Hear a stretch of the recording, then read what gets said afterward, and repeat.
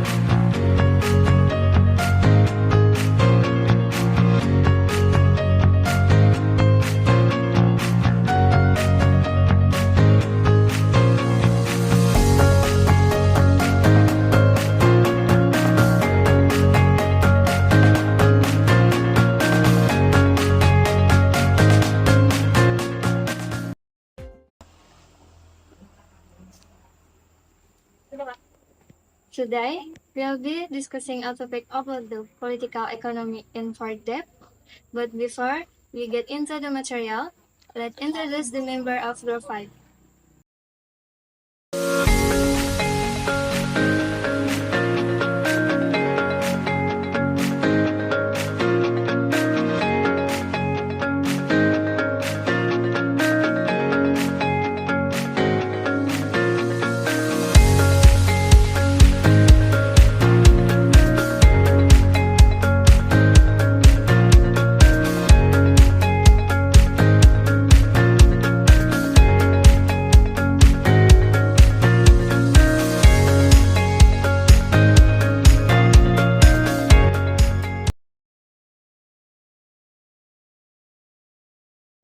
Pembangunan yang berkelanjutan diperlukan untuk perbaikan ekonomi sebuah negara.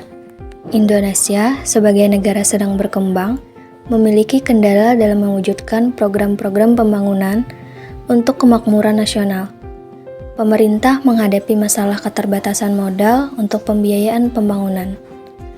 Hal ini dikarenakan biaya kesenjangan penerimaan dan pengeluaran, atau adanya defisit anggaran pembangunan. Dalam upaya mengatasi kesenjangan tersebut, pemerintah Indonesia melakukan serangkaian kebijakan, baik berupa stimulus dari dalam negeri maupun dari luar negeri. Selain mendorong sumber-sumber penerimaan negara melalui ekstensifikasi dan intensifikasi pajak dan non-pajak, pemerintah Indonesia dari masa ke masa telah menerapkan kebijakan utang luar negeri dan penanaman modal asing.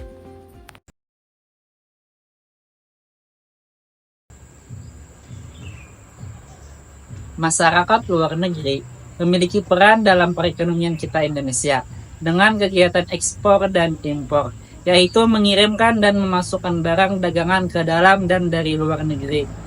Masyarakat luar negeri juga berperan sebagai tenaga kerja dan kelompok yang membutuhkan tenaga kerja. Indonesia juga mengirimkan tenaga kerja ke negara tertentu, seperti tenaga kerja Indonesia atau biasa yang disebut dengan TKI. Selain itu, peran luar negeri juga memberikan pinjaman ke negara lain, misalnya pinjaman uang atau peralatan.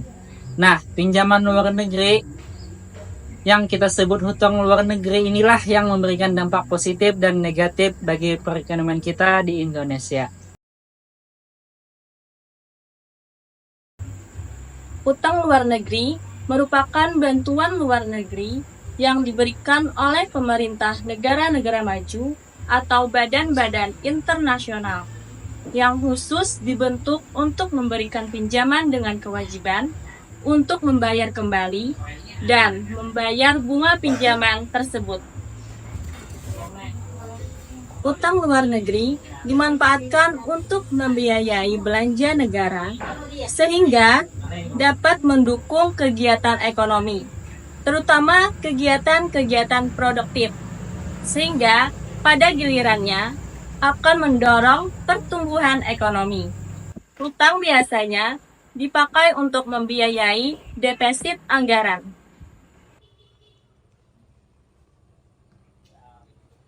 Men, Ya, Madian. bagaimana kabarmu, Men? Alhamdulillah baik-baik saja. Kalau kabar kamu bagaimana, Madian? Alhamdulillah baik-baik juga, Men. Ada keperluan apa, Madian? Jadi begini, Men. Ya, Aku kan lagi kesulitan dalam Iya, hal ekonomi. ya. Jadi aku pingin ngutang duit sama kamu sebanyak 700.000, bisa nggak? 700.000. Bisa aja, Madian, tetapi ada syaratnya, Madian. Syaratnya yaitu kamu menyicil, Madian. Misalnya 700.000 kan, jadi kamu bayarnya 100.000 per bulan selama 8 bulan. Jadi kalau kamu mau berhutang pada saya, apakah kamu bersedia pakai bunga? Bagaimana, Madian? Apakah kamu setuju? Ya, setuju, Amin. Ketimbang saya nggak dapat pinjaman dari orang lain, lebih baik saya minjem sama kamu meskipun ada bunganya. Oke, deal ya. Ya, di Dari adegan tersebut menggambarkan seseorang berhutang untuk memenuhi kebutuhan ekonominya, namun tidak memikirkan kemudian harinya untuk membayar hutang tersebut beserta bunganya. Seperti itulah negara yang berhutang ke luar negeri. Penyebab besarnya utang luar negeri. Yang pertama yaitu dari defisit anggaran. Defisit anggaran adalah kondisi ketika pengeluaran pemerintah melebihi pendapatan yang diterima. Jadi, dengan penurunan pendapatan nasional dan kebutuhan untuk menutupi defisit anggaran, seringkali memaksa pemerintah itu untuk berhutang. Penyebab yang kedua yaitu dari pembangunan infrastruktur.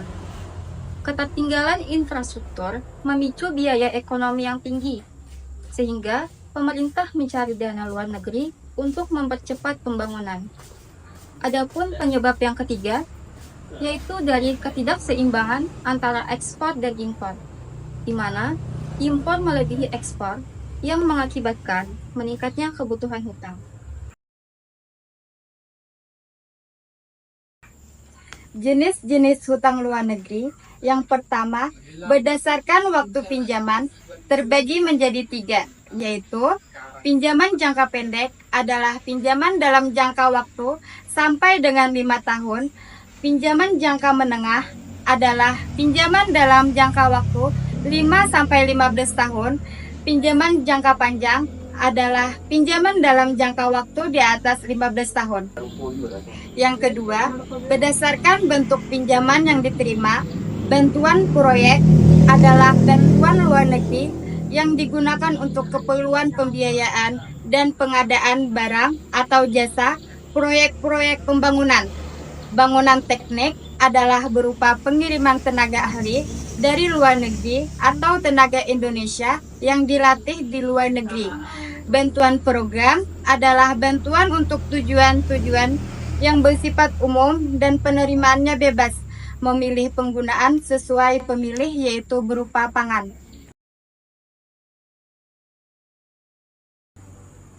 Hutang luar negeri dapat berdampak negatif terhadap perekonomian. Di antaranya, hutang luar negeri dapat menghambat perekonomian jika melewati ambang batas tertentu.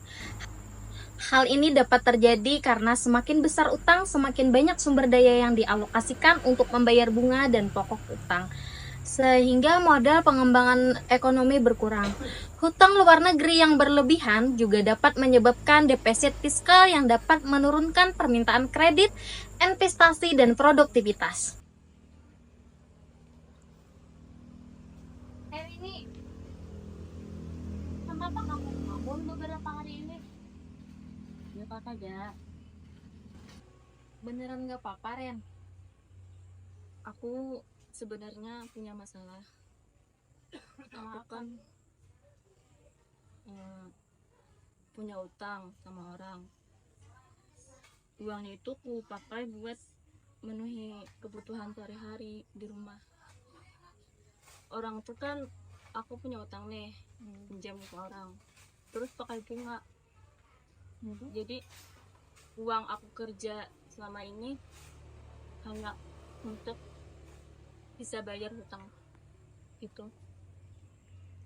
Terus kan aku nggak bisa nih pakai uang aku buat kayak beli keperluan aku punya nongkrong kayak orang lain, beli pakaian yang bagus-bagus.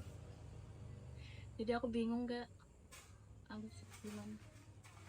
Oh, yang sabar ya Rin. Semoga masalah kamu cepat selesai.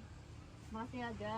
Dari adegan tersebut dapat dilihat bahwa semakin banyaknya hutang akan membebani masa depan dan tidak memiliki tabungan.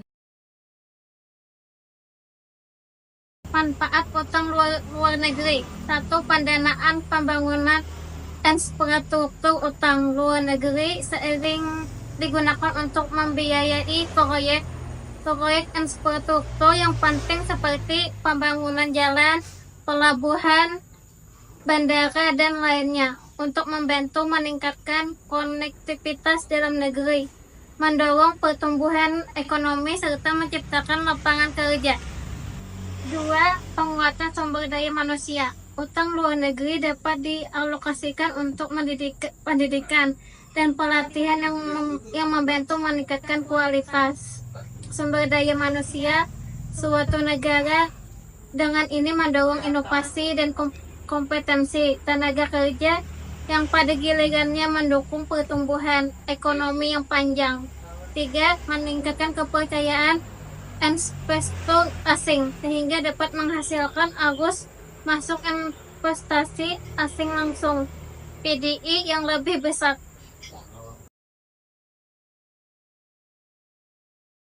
Solusi pemecahan hutang luar negeri Indonesia. Yang pertama ada debt swap.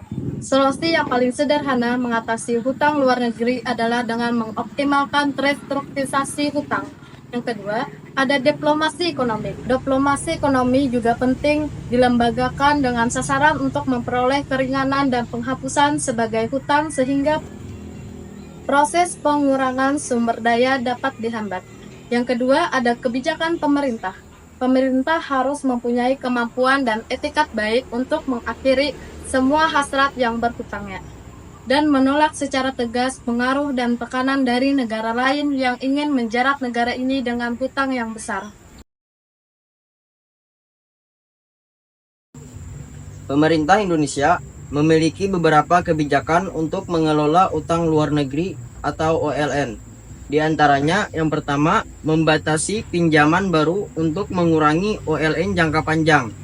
Yang kedua, memprioritaskan penggunaan OLN untuk pengeluaran produktif, seperti pembangunan infrastruktur, pendidikan, dan kesehatan. Yang ketiga, mengelola OLN secara terukur, akuntabel, dan hati-hati. Yang keempat, memberikan informasi terkait OLN secara berkala kepada masyarakat. Yang kelima, menjaga struktur OLN tetap sehat dengan penerapan prinsip kehati-hatian. Dan yang terakhir, pemerintah juga terus memperkuat koordinasi dengan Bank Indonesia untuk memantau perkembangan OLN. Jadi, hutang luar negeri adalah cara mendapatkan dana atau sumber daya secara instan. Akan tetapi, di balik itu semua, khususnya di zaman ini, hutang luar negeri tidak terlepas dari bunga atau riba. Selain itu, hutang yang terdapat juga membebani generasi yang akan datang, di mana mereka harus membayar hutang tersebut bersama dengan bunganya. Oleh karena itu, bangsa ini harus memutuskan apakah akan menjadi bangsa yang dikenal sebagai bangsa peminjam atau menjadi bangsa yang terhormat dan mandiri.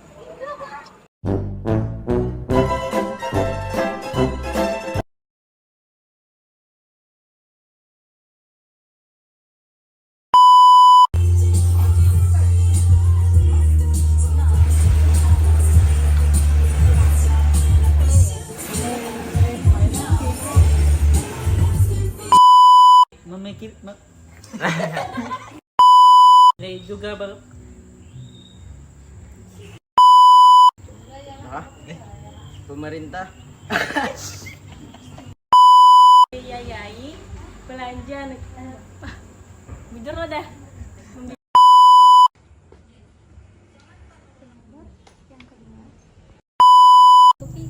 Defisit anggaran. Hutang luar negeri bisa yang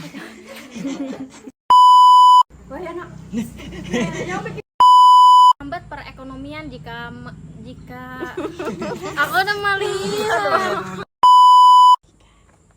hutang luar negeri dapat berdampak dengan mengoptimalkan restrukturisasi Bagaimana kabar Momen?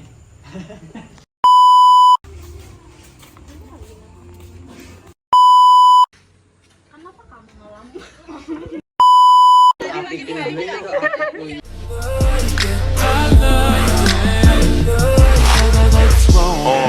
Pull your panties down from under you.